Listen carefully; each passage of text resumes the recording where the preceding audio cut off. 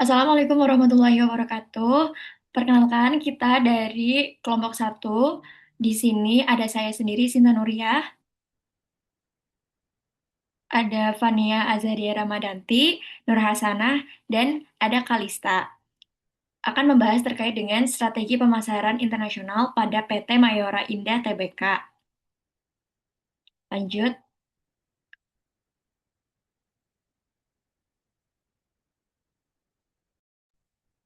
Baik, pada slide strategi pemasaran internasional, dijelaskan strategi pemasaran internasional PT Mayora Indah Tbk. Mayora merupakan salah satu perusahaan FMCG atau perusahaan produk konsumsi cepat saji terbesar di Indonesia yang telah memasarkan produknya ke lebih dari 100 negara, seperti Kopiko, Roma, Beng Beng, dan Torabika. Strategi global Mayora berfokus pada kualitas produk, harga kompetitif, distribusi internasional yang luas, serta promosi yang disesuaikan dengan pasar lokal. Selain itu, Mayora juga menerapkan bauran pemasaran 4P, yaitu produk, price, place, dan promotion. Next.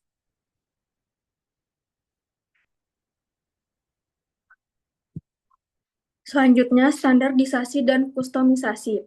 Pada slide ini dijelaskan dua pendekatan pemasaran internasional, yaitu standarisasi dan kustomisasi. Standarisasi bertujuan menciptakan efisiensi biaya dan memperkuat merek global, sedangkan kustomisasi dilakukan agar produk sesuai dengan kebutuhan pasar lokal. PT Mayora Indah Tbk menggunakan pendekatan hybrid atau think global, lokal, yaitu mempertahankan identitas global tetapi tetap menyesuaikan produk dengan konsumen lokal. Next. Baik, selanjutnya untuk deskripsi kasus. Yang pertama untuk profil perusahaannya. Jadi PT Mayora Indah Tbk ini berdiri pada tahun 1977. Kemudian kini eh, mereka menjadi pemain global FMCG dengan 14 pabrik di Indonesia dan juga Filipina. Selanjutnya kinerja keuangan pada tahun 2025, penjualan PT Mayora ini mencapai 27,15 triliun, kemudian labanya terdapat 1,88 triliun. Untuk buybacknya, buyback sahamnya ada di 1 triliun dan penerbitan obligasi untuk modal usaha. Selanjutnya untuk ekspansi pasar internasional dari PT Mayora ini, jangkauan globalnya, produknya masuk ke Asia, Asia Tenggara, Asia Timur, Timur Tengah, Afrika, Asia Selatan, Eropa, dan juga Amerika. Kemudian produk unggulnya ada di Kopiko, yaitu permen kopi nomor satu di dunia, tersedia di lebih dari 100 negara. Selanjutnya untuk kontribusi ekspornya ada di 42-50% pendapatan. PT Mayora berasal dari pasar luar negeri. Selanjutnya untuk tantangan permasalahan internasional ada 4, yaitu harga, distribusi, adaptasi produk, dan juga promosi. Yang pertama untuk harga, bea masuk yang sangat tinggi, seperti di Amerika Serikat sempat 32%, kemudian turun menjadi 19%. Selanjutnya, harga bahan baku yang melonjak, seperti kakao itu sempat naik 194%, kopi juga naik 65%.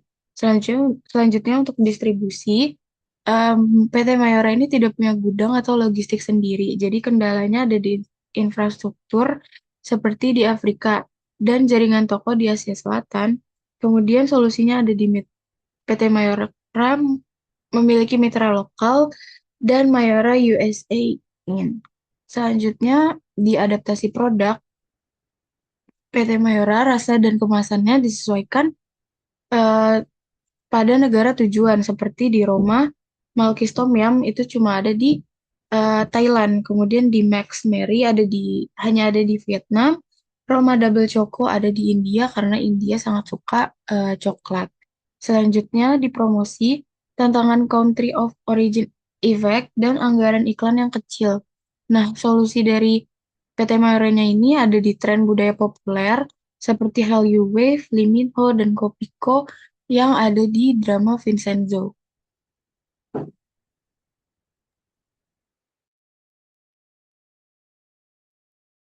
Lanjut. Next. Oke. Di sini saya akan membahas terkait analisis dan pembahasan. Di sini jadi materinya akan membedah bagaimana sih taktik pemasaran PT Mayora di pasar global, apa saja tantangan terberatnya dan seberapa sukses taktik tersebut berjalan. Yang pertama itu ada analisis bauran pemasaran internasional, ada strategi 4P, yaitu eh, product, price, place, dan promotion.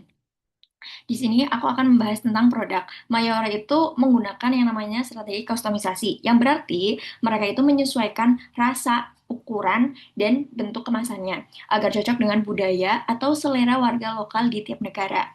Buktinya mereka itu membuat varian rasa yang berbeda khususnya di masyarakat Thailand, Vietnam, dan juga India. Kemudian yang kedua itu ada price. Price itu Mayora memasang harga yang sangat bersaing dan terjangkau yang disesuaikan dengan kemampuan dompet masyarakat lokal di negara tujuan. Nah, contohnya mereka itu menjual sereal energen dan permenkis dengan harga super ekonomis sehingga harganya jauh lebih murah dibandingkan produk-produk buatan asing yang ada di supermarket. Contohnya itu Kopiko. Kemudian tempat atau distribusi. Untuk penyebaran barangnya, Mayora itu menggandeng agen dan distributor asli di negara tersebut, serta membuat perusahaan afiliasi. Jadi kerjasama ini membuat produk Mayora itu gak cuman mejeng di mall besar dan rak-rak, tapi mereka itu juga sampai ke pasar tradisional dan warung-warung kecil di berbagai pelosok negara. Kemudian yang terakhir ada promosi. Mayora itu menggunakan taktik pemasaran kreatif, yaitu menunggangi budaya populer global yang sedang tren, seperti artis dan drama Korea. Nah, cara cerdas ini seperti memasukkan permen Kopiko ke dalam salah satu drama, yaitu Vincenzo, terbukti sangat ampuh dan hemat biaya untuk membuat orang-orang dunia itu kenal dengan merek Mayora, yaitu Kopiko. Next. Next.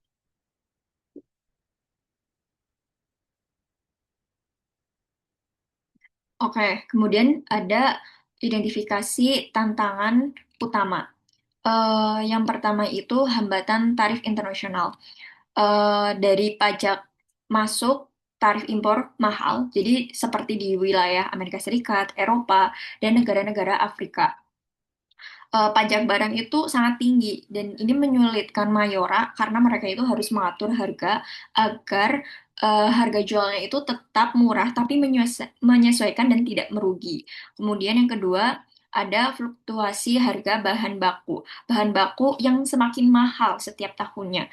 Harga bahan baku andalan mereka kan di pasar dunia sangat tidak menentu. Pada tahun 2024, harga coklat meroket tajam hingga 194,3% dan kopi naik sekitar 65% yang membuat biaya pembuatan produk menjadi sangat mahal. Kemudian yang ketiga itu ada kompleksitas distribusi global, susahnya pengiriman logistik. Jadi mengirim barang antar benua itu rumit karena setiap negara punya aturan surat menyurat dan makanan yang beda-beda. Apalagi di wilayah Afrika dan Asia Selatan, fasilitas jalan atau transportasinya itu belum belum cukup bagus. Yang keempat ada persaingan global, melawan merek raksasa dunia. Jadi Mayora yang berasal dari Indonesia itu harus berjuang keras karena bersaing dengan raksasa makanan dunia yang sudah punya banyak pelanggan setia. Contohnya itu kayak Nestle, Unilever, Kraft Heinz gitu. Next,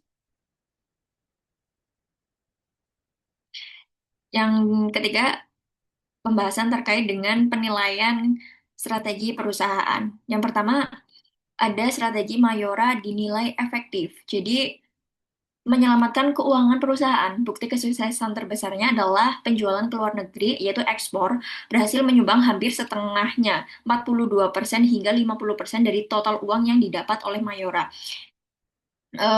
Jadi uang dari luar negeri ini menjadi penyelamat saat ekonomi di dalam Indonesia sendiri itu sedang lesu. Kemudian yang kedua ada strategi distribusi internasional.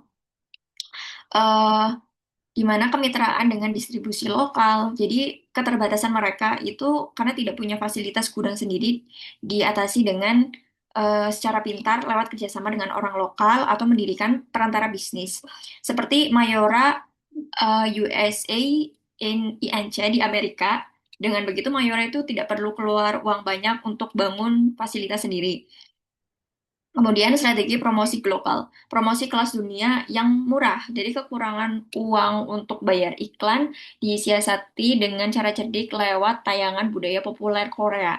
Ini membuktikan bahwa ide promosi yang kreatif bisa mengalahkan anggaran iklan yang miliaran rupiah untuk membuat merek Indonesia dikenal sejajar di mata dunia. Dan yang keempat, simpulan penilaian. Strategi pemasaran internasional Mayora itu adaptif dan kompetitif sesuai dengan kekuatan utama adaptif lokal, distribusi global, promosi kreatif, dan harga yang kompetitif. Oke, next. Jadi, berdasarkan analisis permasalahan dan juga tantangan yang telah diidentifikasi, berbagai strategi berikut direkomendasikan guna meningkatkan daya saing dan profitabilitas internasional PT Mayora secara berkelanjutan. Yang pertama ada pemanfaatan penurunan harga komoditas global sebagai bantalan harga jual. Jadi penurunan harga komoditas global yang terjadi pada awal tahun 2025 direkomendasikan untuk segera dieksploitasi secara strategis berdasarkan data pasar. Per Maret tahun 2025, harga gandum mengalami penurunan sebesar 15,9. Jadi, penghematan beban harga pokok penjualan akibat turunnya harga bahan baku dapat dialokasikan sebagai dukungan subsidi harga di pasar-pasar yang masih terbebani dengan tarif impor yang tinggi sehingga harga jual eceran produknya dapat dipertahankan kompetitif tanpa mengurangi kualitasnya. Yang kedua ada penguatan jaringan distribusi di pasar berkembang yang belum tergarap optimal. Potensi pasar di kawasan Afrika Sub-Sahara, Asia Tengah, dan juga Asia Selatan dinilai masih sangat besar namun pemanfaatannya belum dilakukan secara optimal. Oleh karena itu, Mayora direkomendasikan untuk memperkuat infrastruktur distribusi di wilayah tersebut melalui kerjasama dengan distributor regional yang berpengalaman serta didukung oleh investasi dalam pelatihan dan pengembangan kapasitas mitra lokal. Ekspansi ini dapat memperluas sumber pendapatan ekspor sehingga kebergantungan terhadap pasar tradisional dapat berkurang. Yang ketiga ada peningkatan status afiliasi menjadi aliansi pemasaran strategis permanen. Langkah distribusi melalui transaksi afiliasi disarankan untuk ditingkatkan statusnya menjadi aliansi pemasaran atau marketing alliance yang lebih luas bersama perusahaan retail lokal di berbagai negara strategis. Melalui kerjasama ini, biaya logistik dan juga promosi dapat dibagi bersama mitra lokal sehingga informasi mengenai perilaku konsumennya di pasar tujuan dapat diperoleh secara cepat dan juga resiko investasi operasional dapat ditekan sekaligus dapat mempercepat penetrasi ke rak-rak retail utama yang selama ini sulit dijangkau. Yang keempat ada penerapan strategi kontrak manufacturing di kawasan bebas tarif. Untuk mengurangi kebocoran margin akibat tarif ekspor jangka panjang di berbagai negara, penerapan skema pabrik kontrak dapat dipertimbangkan secara lebih serius. Mulai dari formula, standar kualitas, dan juga paten produk unggulan Mayora dapat dilakukan oleh pabrik mitra yang beroperasi di dalam kawasan perdagangan bebas atau di negara yang memiliki perjanjian dagang yang lebih menguntungkan dengan negara tujuan. Melalui pemindahan ini, beban produksi secara fisik ke lokasi yang lebih strategis. Hambatan bea masuk internasional dapat juga dihindari sepenuhnya secara legal. Dan rekomendasi yang terakhir adalah penguatan strategi pemasaran digital lintas batas. Investasi dalam strategi pemasaran digital yang terintegrasi perlu ditingkatkan secara maksimal. Pemanfaatan platform e-commerce lintas batas, pemasaran melalui media sosial berbasis data, serta kolaborasi dengan konten kreator serta influencer lokal di berbagai negara dapat dijadikan sebagai strategi promosi utama, terutama untuk menjangkau pasar konsumen muda yang semakin mendominasi pasar di beberapa kawasan seperti kawasan Asia, Afrika, dan juga Amerika Latin. Selain itu, lebih efisien dari segi biaya dibandingkan iklan konvensional. Strategi digital ini memungkinkan penyampaian pesan pemasaran yang lebih personal dan juga sesuai dengan karakteristik dari konsumennya. Next.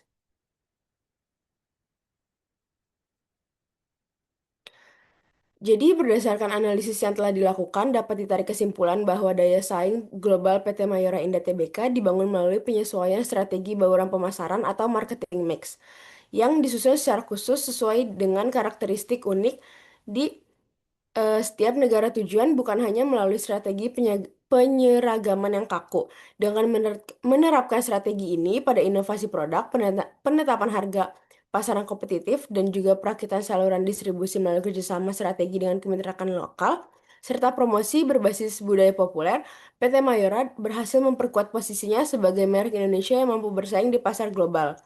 Mayora telah membuktikan bahwa perusahaan dari negara berkembang pun mampu bersaing dan meraih kesuksesan di panggung bisnis internasional selama didukung oleh strategi pemasaran yang tepat dan pemahaman mendalam mengenai kondisi pasar lokal di setiap negara tujuan. Keberhasilan Mayora ini dalam memasarkan produknya ke lebih dari 100 negara dengan kontribusi ekspor mencapai 50% dari total pendapatan menjadi bukti penerapan nyata prinsip adaptif international marketing yang dikemukakan oleh Griffin dan juga Pustai.